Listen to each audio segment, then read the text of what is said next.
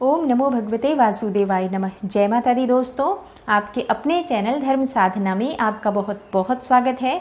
माँ भगवती दुर्गा की कृपा आप और आपके पूरे परिवार पर सदा सर्वदा बनी रहे। दोस्तों, शास्त्रों के अनुसार भाद्रपद मास के कृष्ण पक्ष की अष्टमी तिथि को भगवान श्री हरि विष्णु के 8वें अवतार श्री कृष्ण ने अवतार लिया था और आज के दिन यानी कि भाद्रपद मास के कृष्ण पक्ष की अष्टमी तिथि के दिन भगवान श्री कृष्ण का जन्मोत्सव हर वर्ष हम मनाते हैं जन्माष्टमी के रूप में। भगवान श्री कृष्ण की विधि विधान से पूजा अर्चना की जाती है, लड्डू गोपाल जी की पूजा की जाती है और भक्त आज के दिन भगवान श्री कृष्ण को प्रसन्न करने के लिए, उनकी कृपा पाने के लिए व्रत रखते हैं। बहुत से लोग निर्जल व्रत रखते हैं, कुछ लोग फलाहार के साथ रखते हैं। पूरे श्रद्धा भाव से, पूरे उत्साह के साथ इस पर्व को हम मनाते हैं और इस पावन पर्व को अगर हम नियम पूर्वक करते हैं, श्रद्धा भाव से करते हैं, विश्वास से करते हैं तो भगवान श्री कृष्ण हमारी समस्त मनोकामनाएं पूर्ण करते हैं। बहुत ही शुभ फल देने वाला माना गया है ये व्रत हमारे शास्त्रों में और धार्मिक शास्त्रों में जन्माष्टमी के व्रत का बहुत अधिक महत्व माना गया है। इस व्रत के कुछ बहुत जरूरी नियम भी हमारे शास्त्रों में बताए गए हैं और शास्त्रों के अनुसार अगर जन्माष्टमी के व्रत को हम करते हैं तो इन नियमों का पालन करना भी अत्यंत आवश्यक है। बिना सभी नियमों का पालन किए हमें व्रत का संपूर्ण फल प्राप्त नहीं होता है। इसलिए अगर आप व्रत कर रहे हैं, आपकी कोई भी कामना है जिसके लिए आप व्रत कर रहे हैं या आप निष्काम भाव से भी ये व्रत कर रहे हैं, चाहते हैं कि भगवान श्री कृष्ण की कृपा हमें प्राप्त हो, व्रत का संपूर्ण फल हमें प्राप्त हो और जिस भी कामना से हम ये व्रत कर रहे हैं हमारी कामना शीघ्र ही पूर्ण हो, तो बहुत आवश्यक है कि आप इन नियमों को जानें और इन नियमों का पालन करें। तो आज की वीडियो में मैं आपसे बात करने वाली हूँ इन्हीं नियमों के बारे में जो हमारे शास्त्रों में बताए गए हैं और इनका पालन करना अत्यंत आवश्यक है। तो वीडियो को पूरा जरूर देखिए और अगर आपको आज की वीडियो अच्छी लगे तो इसे लाइक भी कीजिए, शेयर कीजिए फैमिली फ्रेंड्स के साथ और चैनल पर पहली बार आए हैं, अगर अभी तक आपने मेरे चैनल को सब्सक्राइब नहीं किया है तो चैनल को सब्सक्राइब कर लीजिए, बेल बटन को प्रेस कर लीजिए। इससे ये होगा कि इस तरह की सभी वीडियोज़ की नोटिफिकेशन आपको सही समय पर प्राप्त हो जाएगी। दोस्तों, बात करें जन्माष्टमी के व्रत की तो शास्त्रों के अनुसार जन्माष्टमी का व्रत एकादशी व्रत के समान ही शुभ फल देने वाला माना गया है, पुण्य फलदायी माना गया है ये व्रत, जितना एकादशी का व्रत पुण्य फल देने वाला माना गया है।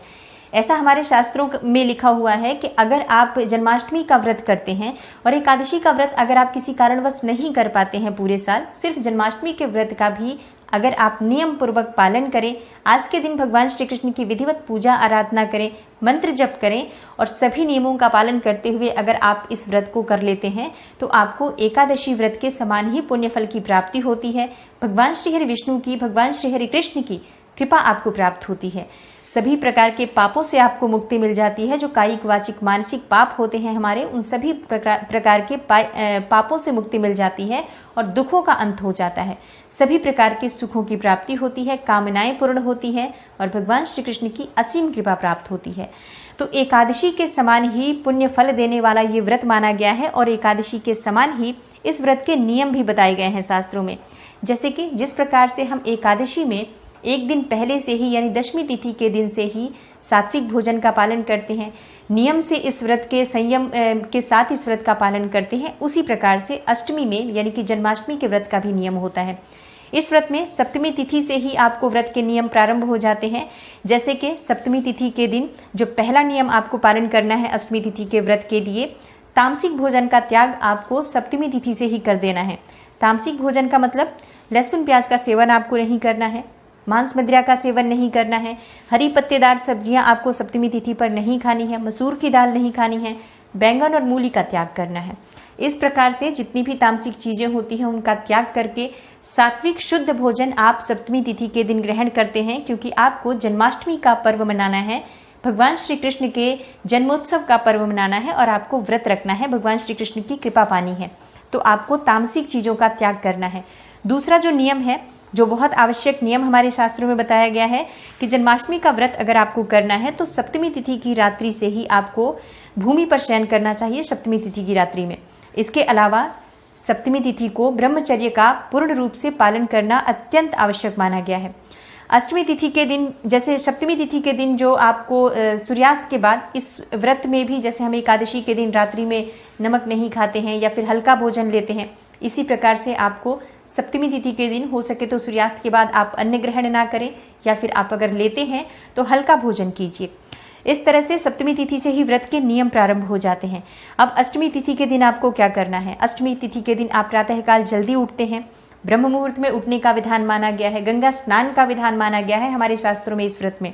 लेकिन अगर संभव नहीं हो कि हम जाकर और गंगा स्नान कर पाएं, पवित्र नदी में स्नान कर पाएं, तो आज के दिन हमें चाहिए कि हम जल में गंगा जल मिलाकर स्नान करें, तिल मिलाकर स्नान करें। तिल आप सफ़ेद या काला कोई भी तिल मिलाकर स्नान कर सकते हैं, जो भी आपके पास उपलब्ध हो। इसके अलावा जब आप गंगा जल मिलाते हैं तो आपको ध्यान रखनी है एक चीज़ कि जो आपने पात्र लिया है स्नान के लिए, आप उसे साफ कर लीजिए। पहले आपको गंगा जल डालना है। आप चाहे 2 बूंद गंगा जल डालें, पर गंगा जल डालकर उसमें फिर आपको जल डालना है और फिर स्नान करना है। अब सनातन धर्म में हर किसी के घर में गंगा जल तो अवश्य उपलब्ध होता है। तो गंगा जल से स्नान करने से क्या होता है? देखिए, गंगा जल मिले हुए जल से स्नान करने से पवित्र नदी में स्नान के बराबर ही पुण्य फल प्राप्त होता है। दूसरी चीज, जब हम पवित्र नदी में स्नान करते हैं या फिर गंगा में स्नान करने जाते हैं तो पापों का नाश हो जाता है, शरीर में, मन में शुद्धता आती है, विचारों में शुद्धता आती है। तो हम व्रत करने जा रहे हैं जन्माष्टमी के इस पावन पर्व का, तो प्रातः काल से ही शुद्ध होकर, मानसिक रूप से, शारीरिक रूप से शुद्ध होकर हम इस व्रत को शुरू करते हैं। तो स्नान के बाद सर्वप्रथम जो हमारा काम होता है भगवान सूर्य देव को जल अर्पित करना। वो आप जरूर करें जब भी आप व्रत करते हैं, कोई भी, या फिर आप प्रतिदिन भी स्नान के बाद सर्वप्रथम सूर्य देव को जल जरूर देना चाहिए। जल देते हैं तो आपको ताम्र पात्र में शुद्ध जल लेना है। आप चाहे तो गंगा जल मिला सकते हैं, ना हो तो आप शुद्ध जल लीजिए। आप उसमें रोली डाल सकते हैं, हल्दी डाल दीजिए, अक्षत, पीले पुष्प, लाल पुष्प डालकर आप सूर्य देव को ओम घृणी सूर्याय कहते हुए, मंत्र जप करते हुए अर्घ्य दीजिए। इस प्रकार से आज आपका जो व्रत है वो शुद्धता के साथ शुरू होता है। और उसके बाद जो आपको अगला नियम पालन करना चाहिए, अगर संभव हो तो जरूर करें, पीले वस्त्र धारण करके आज पीताम्बरधारी भगवान श्री कृष्ण की पूजा करनी चाहिए। भगवान श्री कृष्ण पीताम्बरधारी हैं और जब हम उनकी पूजा करते हैं, पीले वस्त्र धारण करके, पीले पुष्पों से उनकी पूजा करते हैं, पीले फल उन्हें अर्पित करते हैं, पीले रंग की मिठाई का भोग उन्हें अर्पित करते हैं, तो वो बहुत प्रसन्न होते हैं और उनकी कृपा बहुत शीघ्र प्राप्त हो जाती है। तो संभव हो तो पीले वस्त्र धारण जरूर करें। लेकिन अगर पीले वस्त्र धारण नहीं कर पाते हैं तो क्या करें? ऐसे में आप काले और नीले रंग का त्याग करके बाकी कोई भी हल्के रंग के या फिर दूसरे रंगों के वस्त्र धारण करके पूजा कर सकते हैं। शुभ पूजा में कभी भी काले और नीले रंग का प्रयोग नहीं करना चाहिए। अगला जो बहुत जरूरी नियम है जिसका पालन आपको जरूर करना है, व्रत का संकल्प लेना। स्नान इत्यादि करने के बाद आप अपने घर के मंदिर में जब जाते हैं, वहां पर आप शुद्ध घी का दीपक प्रज्वलित करें और उसके बाद सर्वप्रथम आपको व्रत का संकल्प लेना चाहिए। किसी भी व्रत को करने के पहले हमारा व्रत का संकल्प लेना अत्यंत आवश्यक है। व्रत का संकल्प लिए बिना आपके व्रत का कोई भी फल प्राप्त नहीं होता है। आप पूरे दिन उपवास रहें, अगर आपने व्रत का संकल्प ही नहीं लिया तो उस व्रत का आपको बिल्कुल भी कोई फल प्राप्त नहीं होता है। इसलिए बहुत आवश्यक है कि आप हाथ में जल लेकर, पुष्प लेकर और भगवान श्री हरि विष्णु के सामने, श्री कृष्ण के सामने ये संकल्प लें कि आज आपका जन्माष्टमी का व्रत है, आप निर्जल रहना चाहते हैं, फलाहार से रहना चाहते हैं, इस चीज़ का आप संकल्प ले सकते हैं। और अगर आप भगवान श्री कृष्ण की पूजा में मतलब कोई कामना रखना चाहते हैं, जैसे आपकी कोई विशेष कामना है जिसके लिए आप व्रत रखना चाहते हैं, तो आप अपनी कामना भी भगवान श्री कृष्ण के सामने कहिए और इस प्रकार से आपके व्रत का प्रारंभ हो जाता है। जब आप संकल्प लेते हैं तो जो भी आपने हाथ में वस्तु ली है, चाहे जल लिया हो या अक्षत लिया हो या पुष्प लिया हो, आप भगवान श्री कृष्ण के सामने उस वस्तु को छोड़ दें, सामग्री को, आपका व्रत प्रारंभ हो जाता है। उसके बाद आप विधिवत पूजा, आराधना, मंत्र जप सब कुछ करते हैं, आपको इसका संपूर्ण फल भी प्राप्त होता है और व्रत का भी जो आपने संकल्प ले लिया तो इस व्रत का भी संपूर्ण फल आपको प्राप्त होता है। इसलिए किसी भी व्रत में व्रत का संकल्प लेना अत्यंत आवश्यक है। अगला जो नियम है जिसका पालन आपको जरूर करना चाहिए, आज के दिन अगर आपका व्रत है, आप बिल्कुल भी भूल से भी क्रोध ना करें। किसी भी प्रकार से घर में कलह क्लेश ना हो, इस बात का ध्यान रखें। किसी की भी निंदा नहीं करें, किसी की भी चुगली नहीं करें, किसी को भी अपशब्द ना बोलें, किसी के लिए भी गलत शब्द का प्रयोग ना करें, क्योंकि इससे आपके व्रत का पुण्य फल नष्ट हो जाता है।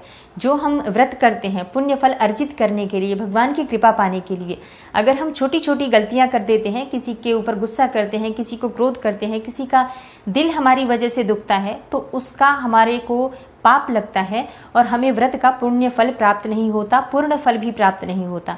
तो ये ध्यान जरूर रखना चाहिए। जब आप व्रत रखते हैं बिल्कुल भी क्रोध को त्याग कर दें आज के दिन के लिए। अगला और सबसे जरूरी नियम, आज पूरे श्रद्धा भाव से भगवान की आराधना कीजिए, सच्चे मन से उनकी पूजा कीजिए, सच्चे मन से उनकी सेवा कीजिए। लड्डू गोपाल जी घर में हैं तो विधिवत उनकी पूजा करके पूरे दिन उनको श्रृंगार कीजिए, उनके दर्शन कीजिए, उनके पास बैठकर उनकी आराधना कीजिए, मंत्र जप कीजिए, उनका जितना अधिक हो सके आप आज के दिन सेवा कीजिए। इससे आपको व्रत का संपूर्ण फल प्राप्त होता है। लड्डू गोपाल जी अगर आपके पास नहीं है तो आज अगर आप लाना चाहें, मतलब सेवा करना चाहते हैं आप, तो आज के दिन लड्डू गोपाल को अपने घर में लाकर और उनकी प्राण प्रतिष्ठा करके उनकी सेवा भी आप कर सकते हैं। इस पर वीडियो अभी गई है, आप चाहें तो वहां से देख सकते हैं। मात्र एक दिन में ही, जन्माष्टमी के दिन ही आप लड्डू गोपाल जी को विधिवत घर लाकर उनकी प्राण प्रतिष्ठा कर सकते हैं और ये सर्वश्रेष्ठ होता है जन्माष्टमी के दिन अपने घर में लड्डू गोपाल जी को लाना। तो पूरे विधि विधान से आज के दिन भगवान श्री कृष्ण की पूजा आराधना करें, मंत्र जप करें, मन में श्रद्धा पूर्ण रखें और पूरे विधि विधान से अगर आज के दिन आप नियम पालन करते हुए व्रत का पालन कर लेते हैं, भगवान श्री कृष्ण की आराधना कर लेते हैं, तो यकीन मानिए जन्माष्टमी का व्रत बहुत ही श्रेष्ठ व्रत माना जाता है, वर्ष भर में श्रेष्ठ व्रत माना जाता है। क्योंकि आज के दिन भगवान श्री कृष्ण की जब हम पूजा आराधना करते हैं तो मन की समस्त कामनाएं पूर्ण हो जाती हैं। चाहे जिस भी कामना से आप भगवान श्री कृष्ण की पूजा करें, धन प्राप्ति, संतान प्राप्ति, या फिर मनचाहा जीवन साथी चाहिए, दुखों से छुटकारा चाहिए, कष्टों से निवारण चाहिए, आपको कर्जों से मुक्ति चाहिए, शत्रुओं से छुटकारा चाहिए, पापों से मुक्ति चाहिए, समस्त प्रकार की कामनाएं पूर्ण हो जाती हैं। बस मन में श्रद्धा होनी चाहिए, विश्वास होना चाहिए, अटूट भक्ति होनी चाहिए। तो उम्मीद करती हूँ ये बहुत ही महत्वपूर्ण जानकारी जो जन्माष्टमी व्रत से जुड़ी हुई है, जो हमारे शास्त्रों के अनुसार दी हुई जानकारी है, ये आपके लिए अवश्य उपयोगी सिद्ध होगी। और अगर आपको आज की वीडियो अच्छी लगे तो लाइक भी कीजिएगा, शेयर कीजिएगा इस वीडियो को ज़्यादा से ज़्यादा। और चैनल पर पहली बार आए हैं, अगर आपको आज की वीडियो अच्छी लगे तो चैनल को सब्सक्राइब करके बेल बटन को प्रेस कर लीजिए। इससे ये होगा कि इस तरह की सभी वीडियोज़ की नोटिफिकेशन आपको सही समय पर प्राप्त हो जाएगी। मैं मिलती हूँ आपसे अगली वीडियो में, तब तक के लिए नमस्कार।